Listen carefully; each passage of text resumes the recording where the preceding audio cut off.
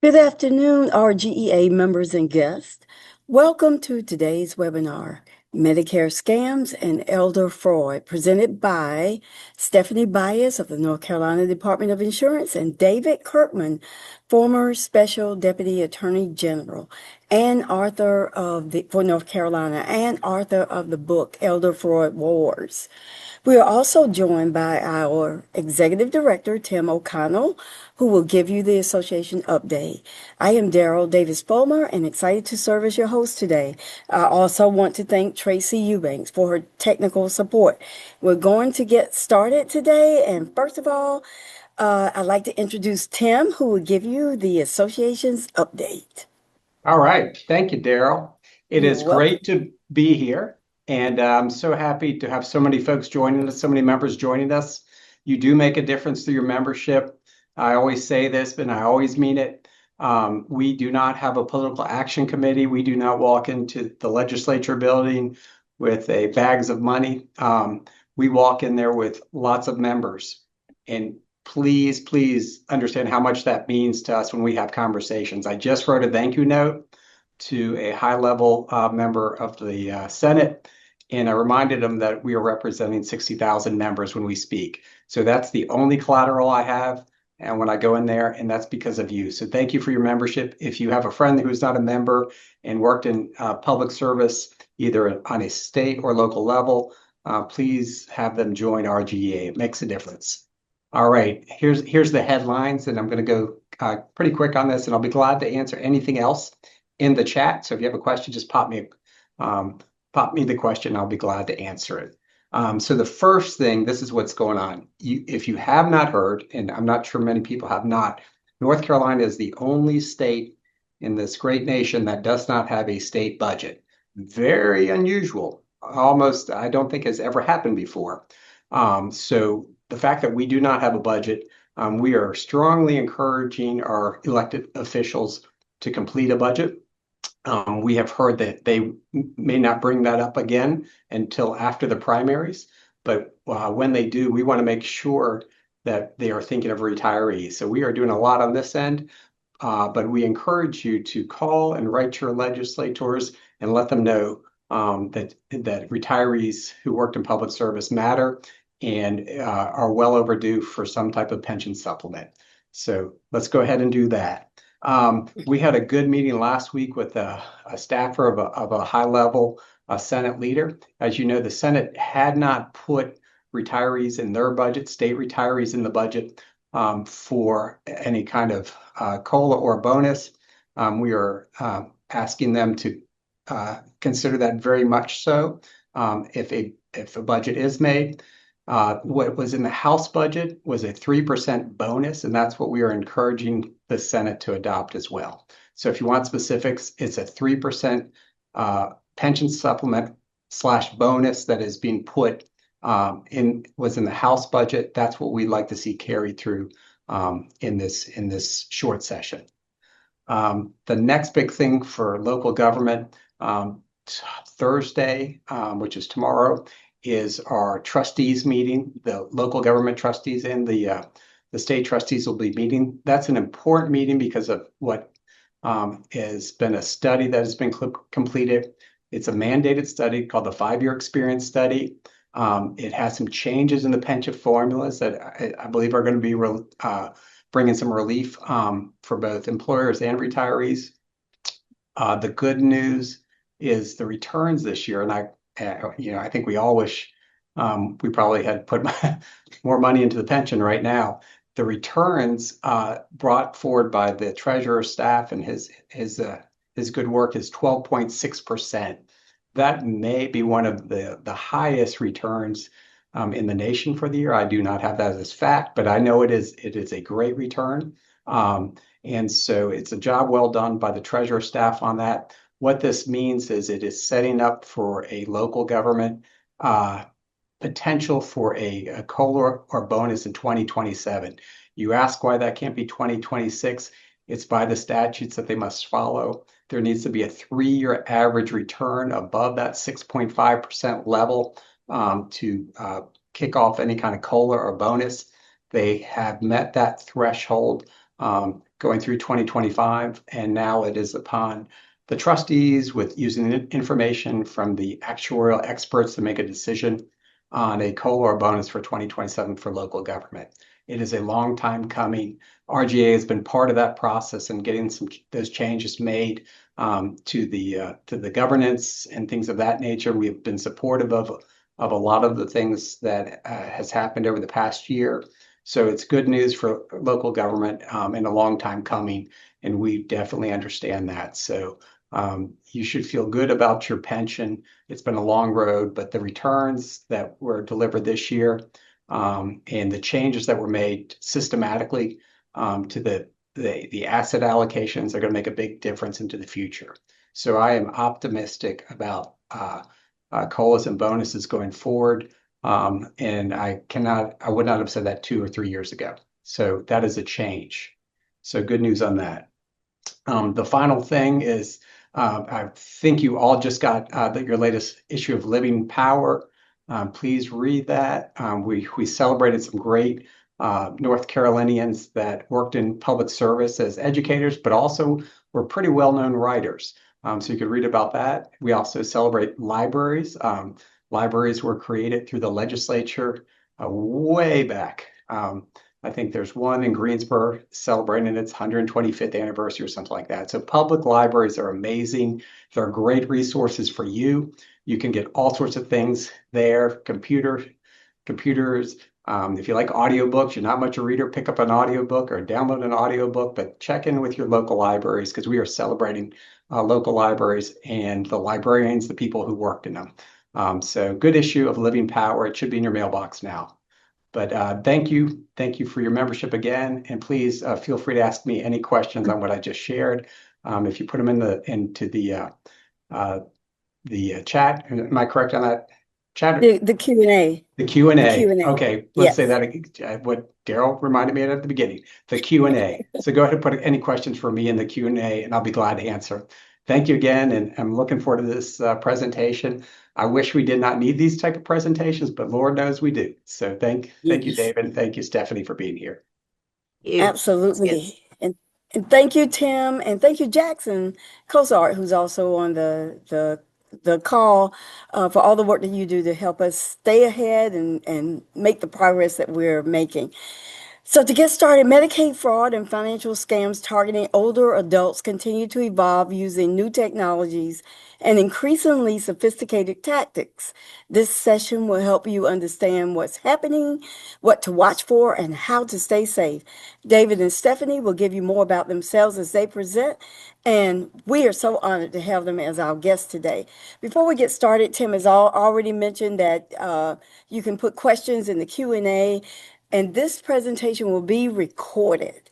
We'll send you a link along with the PowerPoint and a survey and a follow-up email. For those of you who have questions, again, please put those in the Q&A, and questions that were submitted before, we have already submitted them to David and Stephanie, and they will respond to many of them in their presentation. So let's begin. So welcome, David. Welcome, Stephanie. And we'll start with David. And I believe we have a poll question, We do, and we we'll start do. there. Yes. Sure, let me get that pulled up. Let's see. Okay. Should see a poll question that popped up. How often do you receive suspicious or spam calls? With a few different answers you can select. We'll give everyone about 25, 30 seconds for that.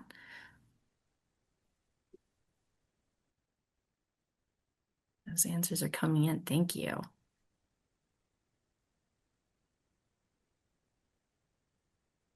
Okay. All right. Thank you, everyone. Go. All right. David, do you see those results? I sure do. Yeah, pretty even, but looks like everyone. So I know I do. Yeah, if misery loves company, we're all in the same boat here. And we're going to talk a little bit about why we're getting all these spam calls and spam texts. It's part of the industry development of the elder fraud industry, which we'll talk about. So shall I kick it off? Yeah, looking forward to it. Yeah, get started. Well, thanks for inviting me here. I'm just so happy to be back to talk about the elder fraud industry and how it's targeting all of us and the damage that it does and the things we can do to avoid being scammed and defrauded. And I also want to thank you for letting me go first instead of second after Stephanie Bias, because those of us who do fraud prevention programs with Stephanie, we hate being like that comedy couple that followed the Beatles on the Ed Sullivan Show back in 1964. I mean, she's such a tough act to follow. She's so dynamic and has so much energy. So thank you for letting me go first. So I'm often asked the question, if I can get my slides to work, hey Dave, what are the latest trends in the world of elder fraud? And my answer is usually from the title of one of these songs that we all listened to back when we were in high school or in college. It's the same thing that's been happening, but really the last 20 years, it's a lot of the same scams. It's a lot of the same basic scam psychological techniques, and a lot of the trends are still there. The dollar amounts that we're losing, they're getting worse. The technology that's being employed against us is becoming more and more sophisticated. And also the criminals who are getting involved in this are reaching a higher and higher level to the point now that some of the world's biggest criminal organizations are key to a lot of these scams that are coming our way. So here are the scams that have been around for 20 years or more now, foreign lotteries and sweepstakes. Those actually showed up back in the late 80s, sweetheart and romance fraud, the Nigerian 419 money transfer schemes. That's when you would get a call or a letter or an email from somebody saying, I've got all this money overseas. I need to get it to the US. Will you help me? Or you've inherited a bunch of money in Indonesia or the Philippines or India. I want to help you get this money to you, but you need to help me by paying the taxes and various fees to get this money over to you. That scam is still with us. Tech support and spyware scams where they want to install malware in your computer, those are still running rampant, as are the phony government agent scams, the IRS and jury duty scams that we all know about. Grandparent scams, those first showed up in the late 1990s. And those are still going crazy, as are home repair and investment scams. Some of the worst dollar figures scams are the investment ones, especially the cryptocurrency scams that we're going to talk about more in a second. The trend of scams getting worse and worse and worse, that's still ongoing. I don't know if you can see this bottom line figure, but for about a decade, the average loss per North Carolina senior fraud victim was about $8,000 to $10,000. And then around 2018, it started exploding and went up to $17,000. By 2020, it was $29,000 average per victim.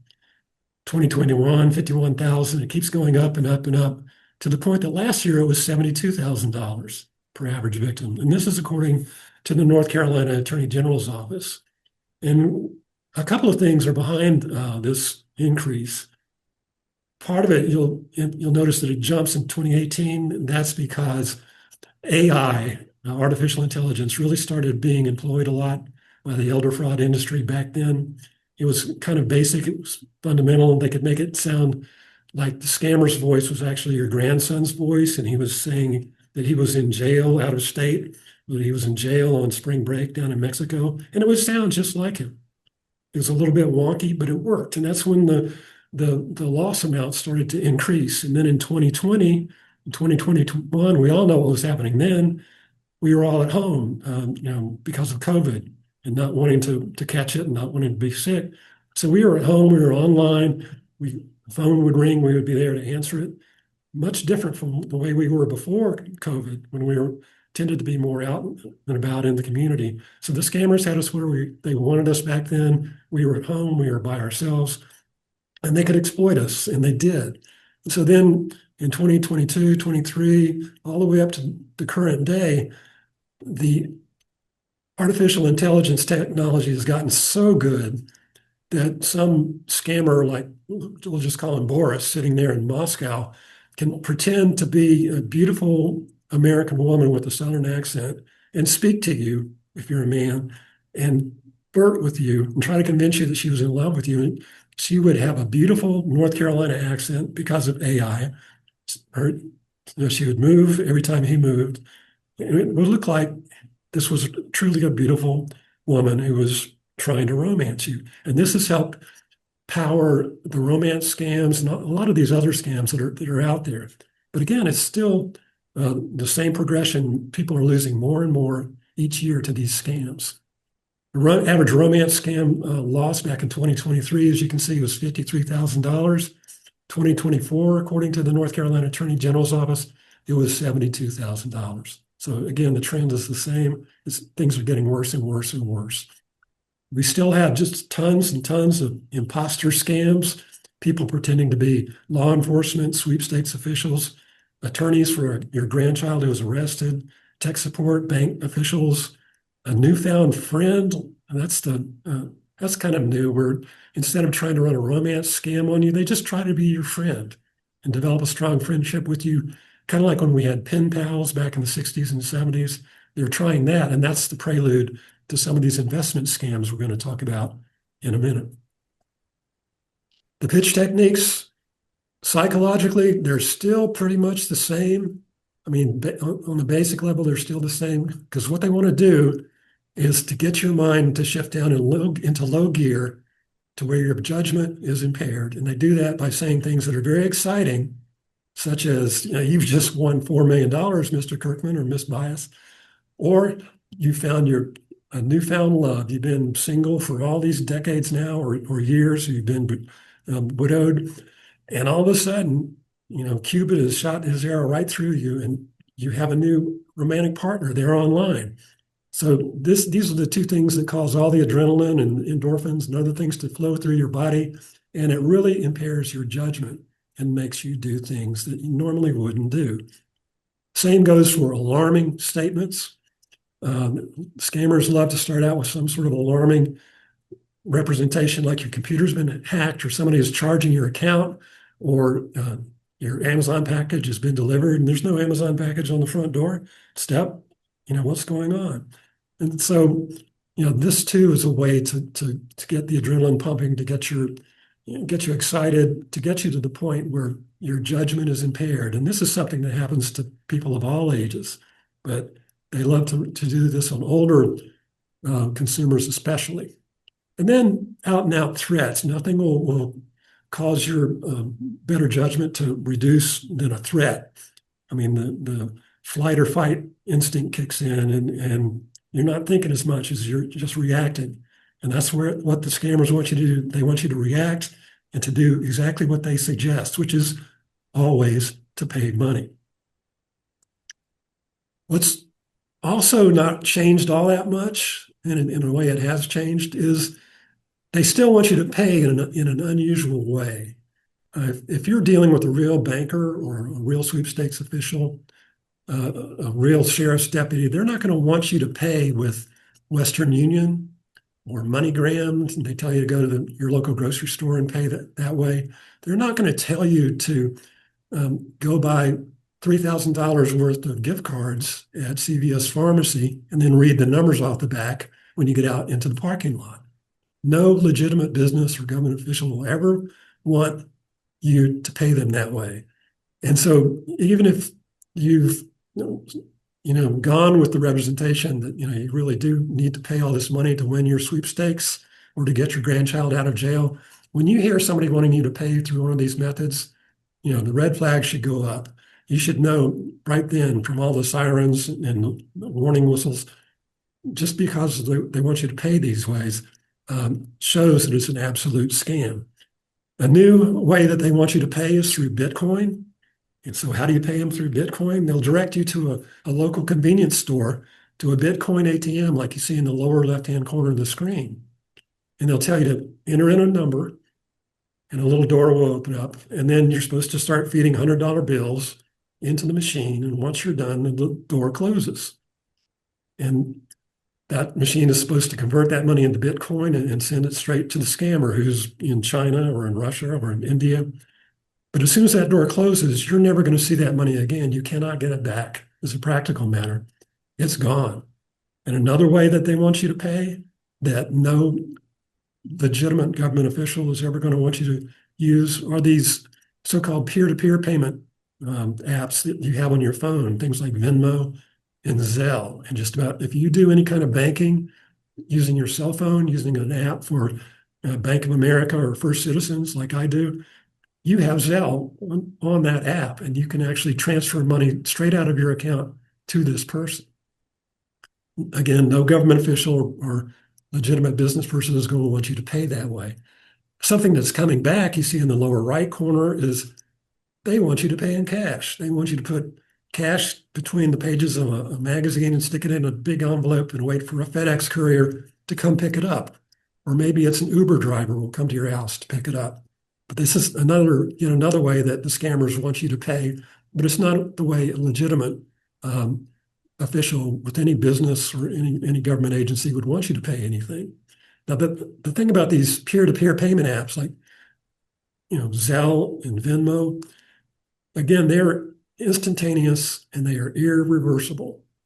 So you should only use Zelle or Venmo to pay people you know are your friends, people who are in your family, but never pay a business through one of these payment apps. They're very, very convenient. You can pay somebody in 5 seconds if you want to, but be very afraid of somebody that you don't know that you've just been contacted by on the phone wants you to use one of these apps. So what is new? And we've hinted at some of the things that are new, including some of the payment apps that are out there. But what's new? Artificial intelligence is making all these scams much, much more convincing. Like I mentioned with the grandparent scam or the romance scam, these criminals, many of whom can't speak very good English, can come to you on a video conference call and look like your grandchild and sound just like your grandchild. And their English will be all cleaned up by some of these AI apps that they can get online. And they just plug them into the computer, and when they call you, and it doesn't matter if they have a thick Chinese accent or Russian accent or whatever kind of accent, they're going to sound just like your grandchild. They're going to sound just like this sweetheart that you've made online, somebody you think is from the next state over. There's a new scam that's called, among other things, financial grooming. And even though I mentioned how a lot of these scams start off right out of the bat, they're trying to get you all excited. They've won something, you've got a new romantic partner, or they try to scare you. Financial grooming is different. It's a long game scam. It's the one that earns the most money for the scam industry these days. And they send out lures all the time, usually through artificial intelligence means. And these lures are phone messages and texts and Facebook messages. A lot of the phone messages seem to be wrong number calls that are on your voicemail or your answering machine. Same with the text. And I'll show you a couple of these. And it appears to be somebody who's just got the wrong number. And if you're a good person, you're going to reach out to them. You're going to text them back or call them back and say, I'm sorry, you've got the wrong number here. And they're going to engage you. They're going to start talking to you. They're going to strike up a friendship with you. They might try to shift it over into a romance after several months, but really for about 2, 3, 4 months, it'll just be a friendship. They'll just exchange news with you, talk to you about various issues, want to learn about your past. But inevitably, this turns into an investment pitch. This person who's your newfound friend, after about 4 or 5 months, will start showing you screen prints of this special app they have for investing in cryptocurrency and how they're making tons and tons of money. They made almost a tenfold return on a $10,000 investment. And now they're set for life. And they try to talk you into investing into this very same program. And they try to convince you to let them set you up on this payment app, and they link it into your bank account. And then you can transfer money out of your bank account into this cryptocurrency trading app. And sure enough, if you follow through and invest just $100 just to see if it works, you're going to start seeing these fabulous returns on this little cryptocurrency app within a matter of days. And then they'll try to get you to invest more. How about $1,000 or $10,000? And boom, the same thing happens. You're seeing all these fantastic returns. And then eventually the big push comes. They try to get you to withdraw everything from your 401k, invest in this cryptocurrency app. You take everything out and transfer it in to the cryptocurrency app, and it's showing there, all the money you've saved up during your lifetime. And then you're starting to make all this return. And then boom, the next day you go back to that app to see how your money's doing, and the app is not there anymore. Your money's not there. It's totally gone. This is the financial grooming scam, and it's being run by the worst of the worst as far as international organized crime organizations. It's the groups that, well, they still do run the heroin trade out of Southeast Asia. It's a lot of Chinese mafia type organizations and Russian mobsters. It's the worst of the worst. They have all this technology at their disposal, and they're going to run these scams on you if they can. So that's what financial grooming is. And these are the types, this is sort of a creation of one of the apps they try to get you onto that links into your bank account to transfer money into Bitcoin. The average loss for a North Carolina NC crypto investment scam was $133,000 last year.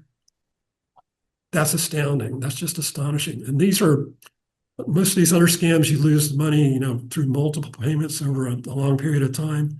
When you lose your money to this financial grooming scam, it's all of a sudden. You lose everything, and it's devastating. A lot of these things start out, like I said, with a seemingly misdirected phone call. Is Martha there? I got that the other day. Or you'll get a text, why isn't your cell phone working? Are you blocking me? Or I came to a restaurant. Can I come to a restaurant during your afternoon break? They appear to be wrong number texts, but if you respond, again, they're going to try to befriend you. They're going to say nice things to you. They're going to appreciate your responding to them, letting them know they had the wrong number. But their main goal through all these lures, these texts, these phone calls, is to get you into a false friendship and eventually get you to invest in these cryptocurrency scams. If you're on social media like LinkedIn, you may get friend requests. Like I got this LinkedIn request a while back. This young woman, very attractive looking, supposedly works for some big corporation out west, wants me to, be her LinkedIn in her LinkedIn network. It's probably one of these scammers that we're talking about, these crypto investment scammers that are going to start one of these scams on me if I respond. Another new trend that's out there is just completely automated frauds. There's not even a person on the other end, at a computer terminal. And a lot of these AARP and other people have been warning about these scam texts that we're all getting. And they usually, they have something alarming, usually not terribly alarming, but they want you to click a link at the bottom of the text. Here's one that says you haven't paid a toll to the North Carolina Highway Authority, and you're going to have 1,000% fine on the $7.60 toll that you owe. Click this link to take care of it if you want to avoid that. If you click the link, the scammers' computers are going to automatically install malware and spyware into your phone, into your computer, whatever device this message comes in on. So never click that. Here's one that I got the other day. I almost did click. It was supposedly from Duke Energy, scheduling rolling power outages because of the ice storm we had the other day. And again, if you click that link at the bottom, all this malware and spyware would have been installed into your device. There's another big problem that's going on out there. One of the best methods for keeping people from hacking into your online accounts with your bank or with your retirement company is to have two-factor authentication. And you've probably seen this when you go online to go check your banking account. You'll get a message on your phones with a code, and it will say, enter this number, as you're going online into your bank account. And it's usually a 6 or 8-digit number, and you do it, and all of a sudden you're in. You can do your online banking. So now what's happening is these machines, and again, it's all machine driven, these machines are hacking into our various accounts, or retirement accounts, or bank accounts, but they get foiled by the banks sending you this text with the code in it that comes to your phone, because you've got your phone with you. The scammers don't. And so the machines tell you you just got a code on your phone. Please enter that now so we can talk to you about these problems that we're seeing on your account. And if you do that, you've just given this machine total access to your bank account, your retirement account, and it will immediately proceed to drain your accounts of all those things. So how do you protect yourself from a lot of these scams that we're talking about? There are a lot of things you can do. You can buy a good computer security program like Norton or McAfee, and these will often freeze out a lot of these totally bogus emails that are coming in telling you there's a problem with your Amazon account. You should freeze your credit report because a lot of what this spyware is trying to do is get your personal information off your phone, off your computer, and open up credit in your name, but they get all the money. And so freezing your credit report, which is very simple to do, cuts that off. It keeps it from happening.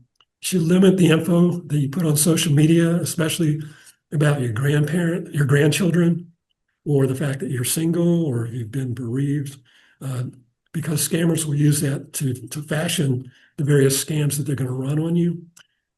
Let calls that are not from your friends or your contacts go straight into voicemail or your answering machine, because otherwise you're going to get one of these people that we've just been talking about. Get the best call screening features from your cell phone provider, because these too will filter out a lot of these bogus robocalls that are being sent your way by the elder fraud industry.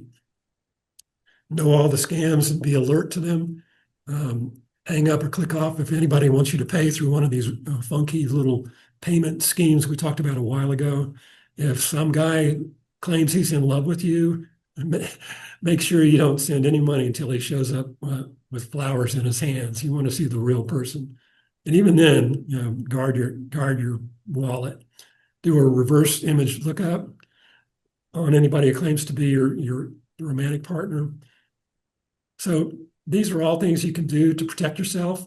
If you ever have any kind of question, you should contact your Attorney General's office to check out whatever pitch is coming your way.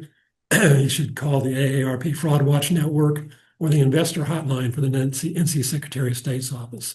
And with that, I'm going to yield to my great friend and partner, Stephanie Bias. Stephanie, I'm sorry I ran long. That's right. Yeah, That's no, that's right. okay, David. And Stephanie, I'm gonna go ahead and get that poll started. So thank you, Great. David. Sure. Yes. Tracy, you got it handled? Yep. Here is, we've got another poll question. And Stephanie, this is the true or false question. Medicare will never contact me unsolicited to ask for personal information such as my Medicare number. True or false?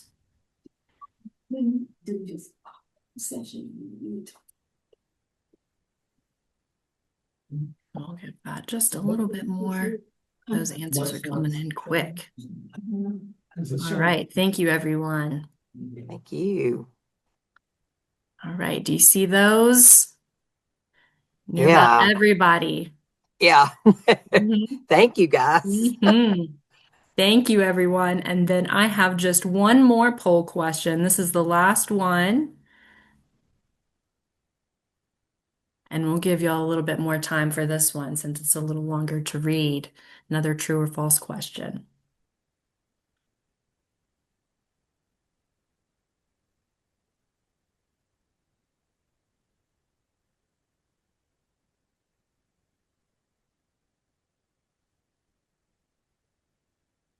All right.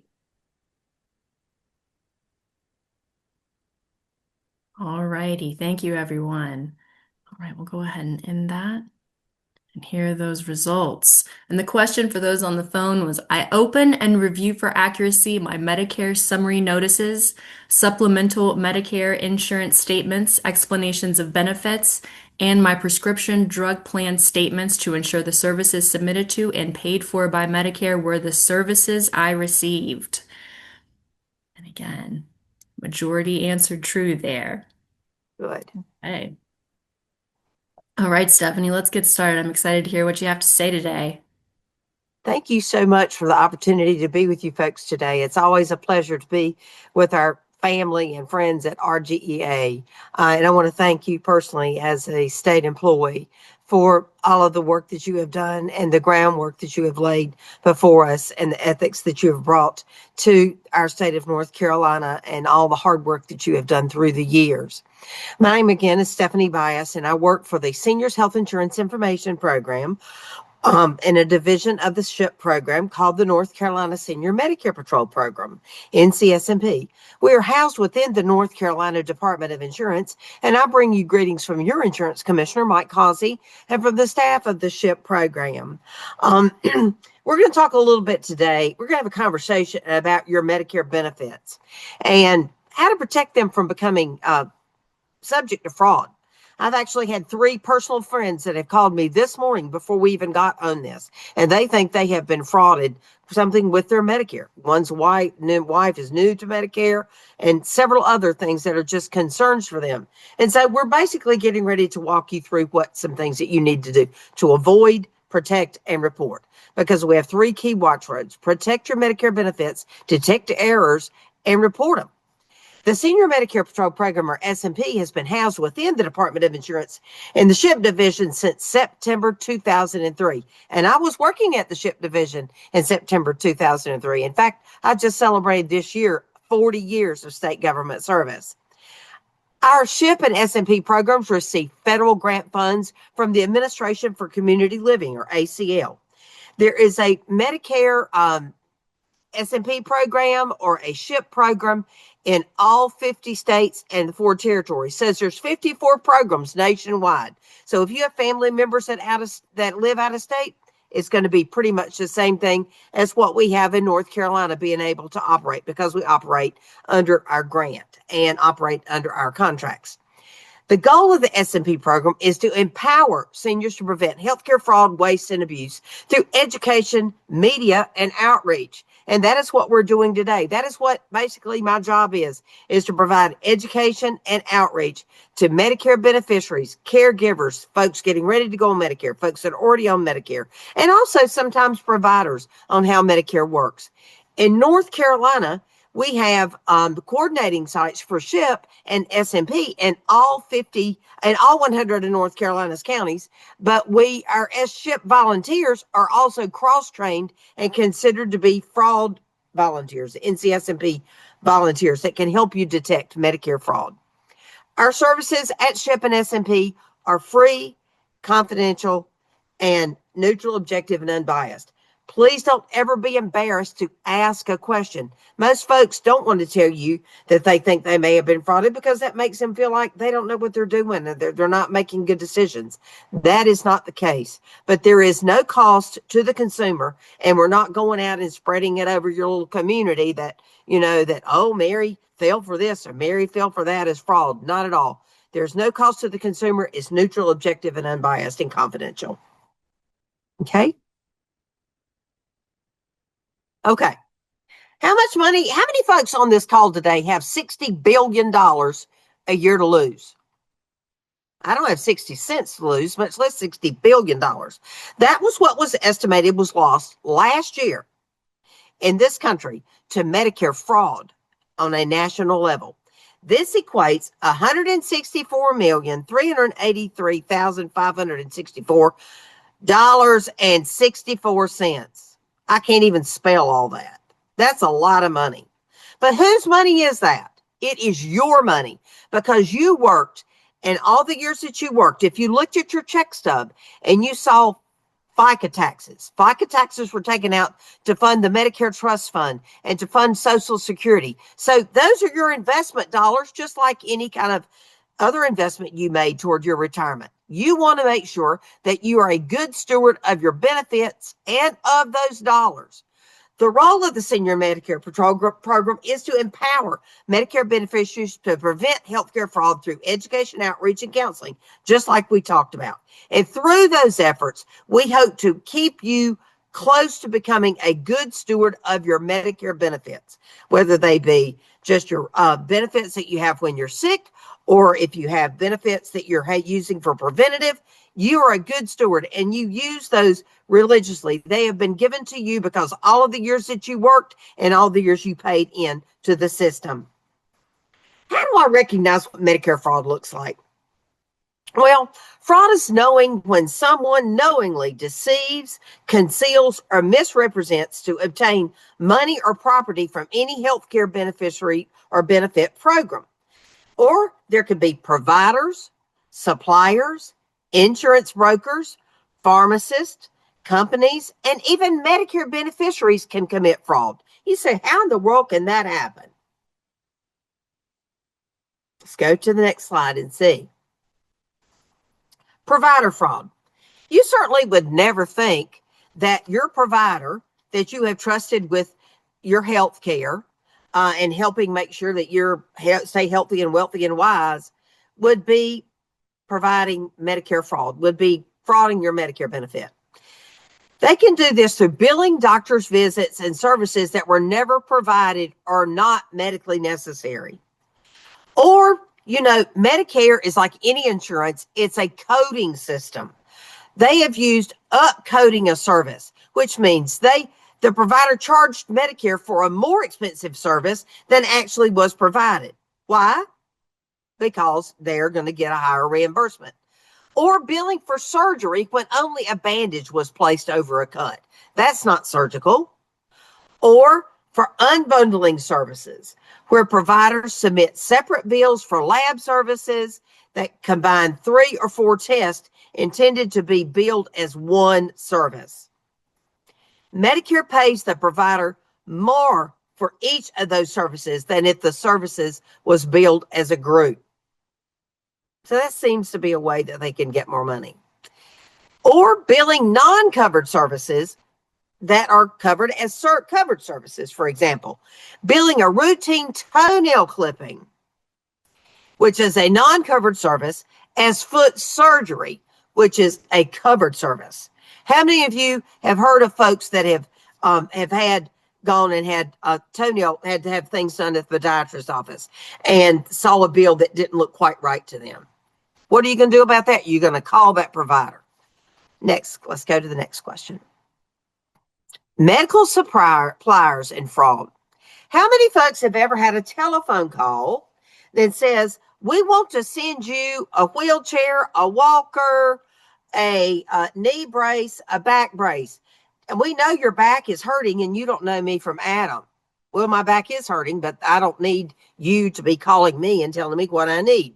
But what they are doing is they are billing for DME or durable medical equipment for things like wheelchairs, diabetic supplies, incontinence supplies without a doctor's prescription.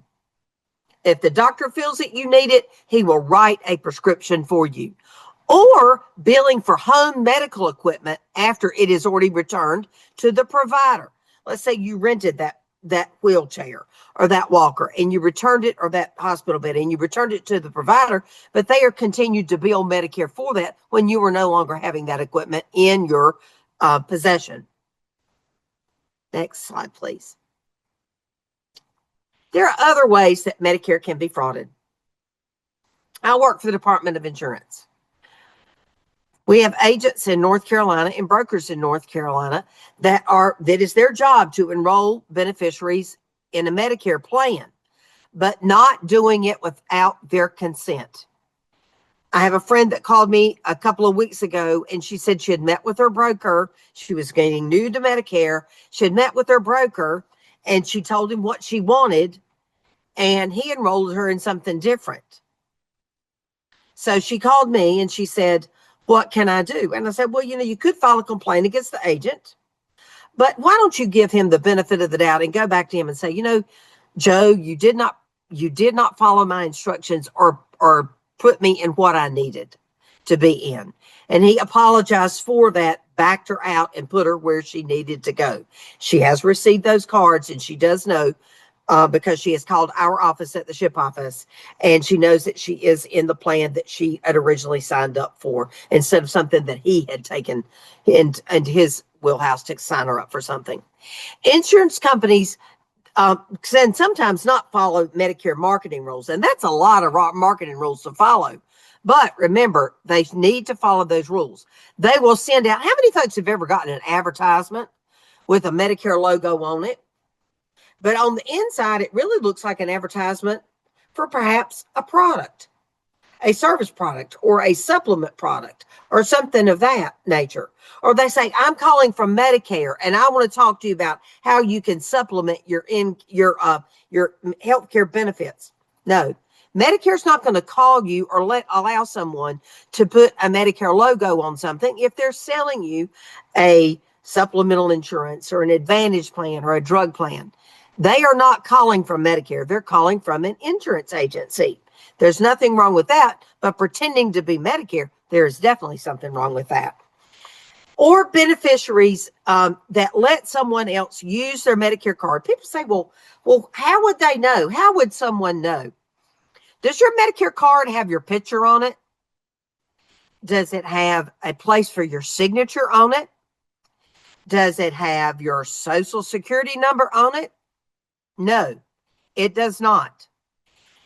In years past, we had a lot more information on our Medicare cards, our Medicare benefit cards. You remember your Medicare benefit number used to be, your claim number used to be your social security number or whomever you were drawing your benefit from. And it had an A and B effective date. And it used to have a place that you could sign your name, your signature. And it used to have, it never has had like a driver's license with your picture up in the corner, which I thought, well, that's the only thing to have it put on that at that time. So what we want to tell people, and let's go to the next slide, is to protect your Medicare benefit, because I'm going to tell you one way I want you to promise me you'll protect your Medicare benefit. You take your red, white, and blue Medicare card, or however you receive your Medicare benefit. You take that card, you put it in some type of card holder or in your wallet with the number face down. Why? When you take that card out at your doctor's office and give it to them, make sure that that card is face down and you can see where that card goes, because they're going to have to scan it, because they're going to have to file your claim with Medicare for the services that you received that day. But I was behind a lady in a drugstore in Raleigh, and she had been to a place and she had received a Medicare card holder, and I was familiar with that place, and she had her Medicare card holder open with her Medicare card and her secondary insurance card right there, and she was fanning with it, and I'm sitting talking on the telephone. But what could I have been doing at that same time? Taking my camera phone, taking a picture of her card, and doing what? Stealing her healthcare identity or selling her healthcare identity. How can we stop Medicare fraud? A lot of that is up to us as Medicare beneficiaries. And I am a Medicare beneficiary, even though I am still working. I have Medicare Part A. Please do not give out your Medicare number to anyone other than your doctor or your healthcare provider. If they call you on the phone and say, is this Mary Smith? Why, yes, this is Mary Smith. They said yes, and Mary Smith, and they've recorded your name. Or they may say, I have the first part of your Medicare number, but I can hardly read this last part. Could you give me what that is? Say, no, I can't give you that number. I can't give you that. You're going to only give that to your doctor or your health care provider. Medicare is not going to call you on the telephone, just like the polling question said, and ask you for your Medicare number as proof of identity. We want you to protect your Medicare number like you would any credit card or any piece of personal information, because you're not going to stand, like I said, my lady was doing at the drugstore, and hold your credit card up that I can take a picture of as I'm standing pretending to talk to somebody, but I've got that camera phone going just as hard as I can go. We want to protect that Medicare number by keeping that Medicare number turned face down and in a safe and secure place. And don't always carry that Medicare number with you unless you're going away or going to see a provider. But I do, as the daughter of two late Medicare beneficiaries, they always carried their Medicare number, and they didn't hear me say this. They always carried their Medicare number in a safe place, turned it upside down. They wouldn't give it out to people. And they would say, when we went to the emergency room one night with my father, they'd say, sir, are you a Medicare beneficiary? He said, yeah, I'm 85. And yes, I am a Medicare beneficiary. And she said, well, do you know If you have Medicare, yes, I do have Medicare. Well, can you tell me what your number is? And he said, no, I can't tell you what your number is because you are not authorized to receive my number. I'm going to tell that to the billing clerk that needs to see me at this emergency department. And you haven't claimed to be the billing clerk. So they have my information here already on file because this was not my first visit to this emergency room. Never provide your Medicare number to anyone who contacts you through unsolicited calls. Just like I said, when they called and said, hi, are you Mary Smith? And you say, why, yes. They recorded yes and your name. Text, like David talked about, or emails. They won't ask you to click in something and say, is this your Medicare number? Well, it's not going to be because they don't know it. But they may have a little bar out here on the side where you can type that Medicare number in. Don't do it. Don't do it. If they call you and ask for that information on the telephone, I know that we were raised to not be rude to people, but as my grandmother used to say, don't be rude to them, but kill them with kindness and hang up that telephone before you give them any of that information. Okay, let's go to the next slide, please. Okay, the most important tips on how to stop Medicare fraud. How many folks, and that was a polling question, open and read your Medicare summary notice and check it for accuracy? Or your explanation benefits from your secondary insurer, or from your Medicare Advantage provider, or from your drug plan provider. People say, I don't even understand it. Medicare is a lot of coding numbers, but you need to open and read them. Why do you want to do that? You want to make sure what's been charged against your Medicare account or the services that you received. You open up your Belks bill, perhaps, or you open up your checking account statement. You're not going to let someone charge something at Belks at Crabtree and you haven't been there in a year. That's your money. That's what you worked and paid for. You're not going to let somebody use your Medicare number to receive services that you did not you're not going to let somebody have your Medicare number and then charge your information, charge your Medicare account and get paid for services that you did not receive. Why? Because you may need those services down the road and they may deny those. We encourage people to keep a health care journal. People say, I don't want to write all that stuff down. Well, yeah, you do. You really kind of do. You don't have to have a fancy journal. You can go to the Dollar General or to the Dollar Tree and just get a spiral bound notebook. And that healthcare journal, what I want you to do with that is when you have aches and pains and you're getting ready to call the doctor to make an appointment, have that healthcare journal with you. Because what is the first thing the person that is the scheduler is going to ask you? Could you tell me, what do you need to see Dr. Smith about today? Or what kind of insurance do you have? Well, I have Medicare. Well, what do you need to see Dr. Smith about today? Well, I need to talk to him about my nose, my throat, my toe, my ear. You're prepared. People say, okay, why did she ask me that question? Because they want to schedule you a time slot allocated enough for you to address your concerns with that doctor. Take that healthcare journal with you to the doctor's office. And when he says, we're going to run some tests today on you, Miss Smith, say, could you tell me what kind of tests we're going to run? When will I know the results of this test? Will I need to make an appointment to come back to see you? Or will you be calling me or have your office call me? Or will I be looking now, as we have apps that are linked to our healthcare, to find out what my test results are? And how long do you think it will take before I receive those results? People say, well, that's a lot of questions you're asking that doctor. Remember, your health insurance is paying for that visit, and your health insurance is vitally important. We want to make sure that you are prepared, because invariably when you go home that afternoon, your cousins, your neighbor, your children, your spouse is going to say, well, I know you went to see Dr. Jones today. What did he say? Guess what? You can pull out your healthcare journal and said, I need to have an MRI. I need to go next week and have a blood test. I need to go on a diet and lose 20 pounds. And in 3 months, when I go back to him, I'm going to be in tip-top shape. You need to know. If you see something on that Medicare summary notice that were services that you did not receive, Call your Medicare provider, that provider that was charged against your account.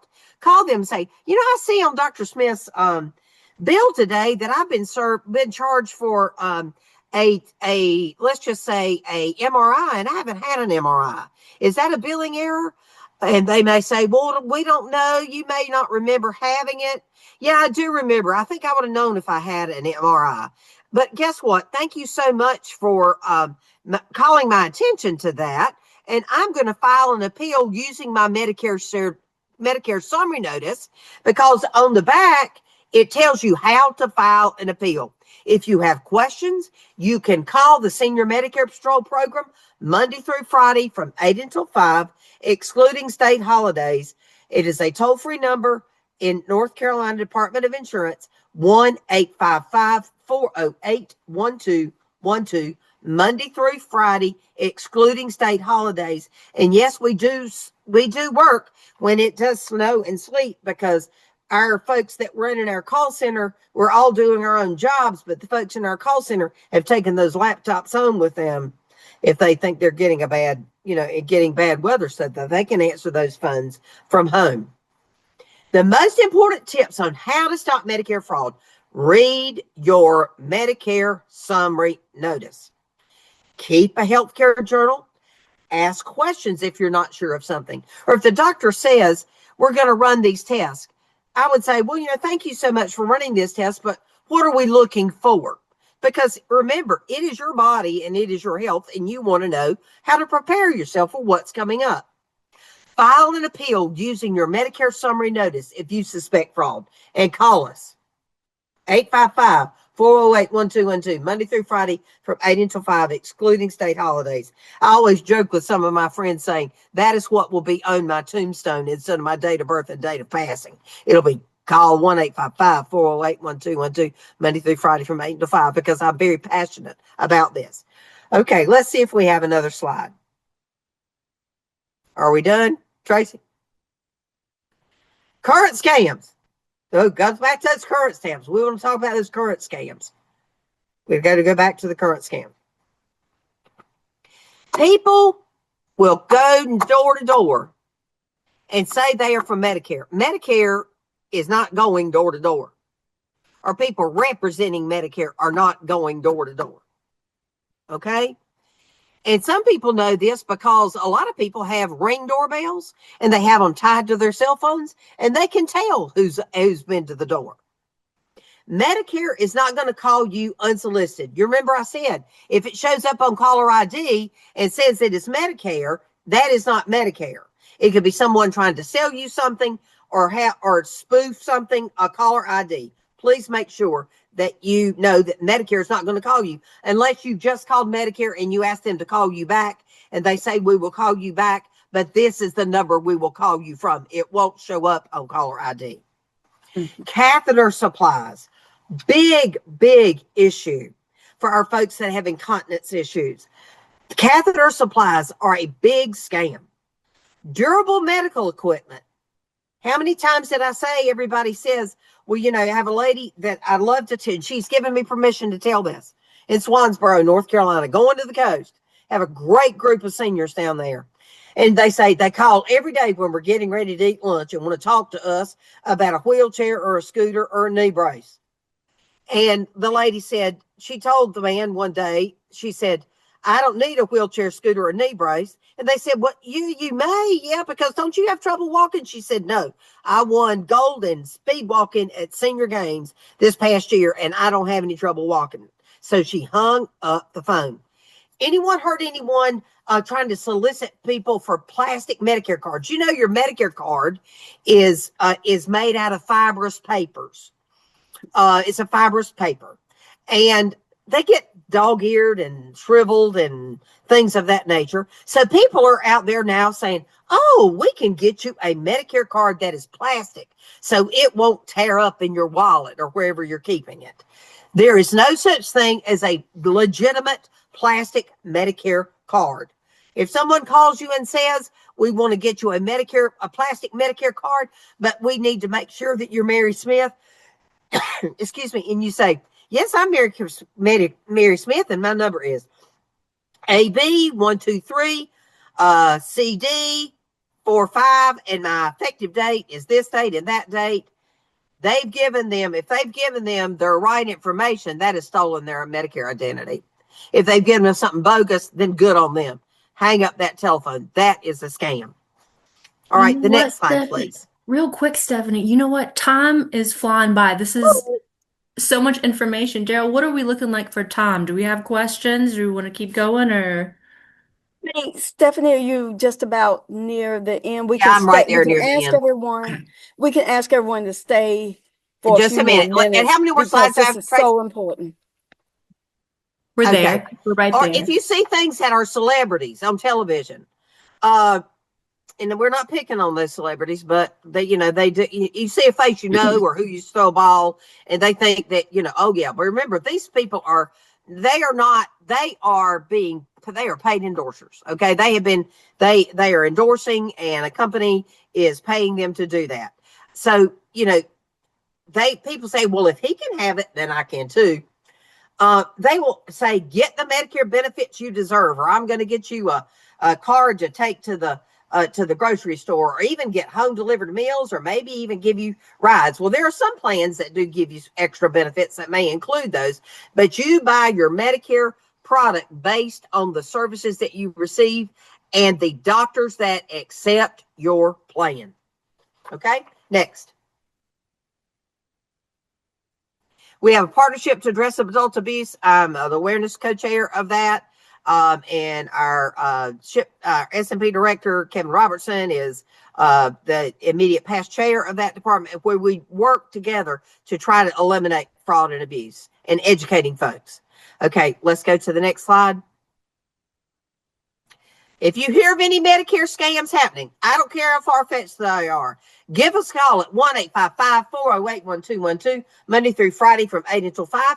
Or we have an excellent, very user-friendly website, which is www.ncship.com. And thank you so much for being on our call today. And thank you on behalf of the North Carolina Department of Insurance, Insurance Commissioner Mike Causey, and from the staff of the Seniors Health Insurance Information Program and the S&P program, and our volunteers in all of North Carolina, and our programs that are all across the country as well. Okay, what do we have next going on, Daryl? Stephanie and David, I want to thank you so much. We are a little past time, and fortunately, between David and Tim and myself, we answered most of the questions that came in, and you all did as well in your presentation. So we totally appreciate that and appreciate you coming to join us today. The thing is, this topic is not one that's going to go away. We probably need to bring you guys back sometime during the year because, people, are always getting frauded and scammed. And one of our members even reported of an issue that had happened to her, and she's given us a link, and I think maybe we might be able to get that link out to share her experience. So what I'm going to say today is to invite each of you, if you have a scam situation, just as Stephanie did, particularly around Medicare or with elder fraud, period, let us know about it so we can start to get these messages out more and more, because that's the only way we're going to stop some of this. We can't continue to afford to lose more money. So what I'm going to do is just move on and say thank you so very much from the bottom of our hearts for doing this. Such an important topic. And if all of you would look for your email for the advertisement about our next webinar on February 11th regarding long-term care and senior living 101. We already have over 160 people registered. Please register for that one. If you have any additional questions, you can always reach out to me. And Tracy, if you could put my email in the chat, Daryl at rgea.info. I would appreciate it. And if we have any other questions that we see, we're capturing all the questions. We'll send out an email with those questions in there. And I think that would take care of it for today. Stephanie, David, you all good with that? Thank you for inviting us. Oh, you're Yeah, so we're fine. very welcome. I totally appreciate it. And everybody stay safe. Our weather event is not quite over yet. And as usual, RGEA stands ready to assist you. And just reach out if you need us. And otherwise, take care of yourselves. Stay safe, stay warm, and everyone have a wonderful afternoon. Thank you so much. Thank you so much. Thanks.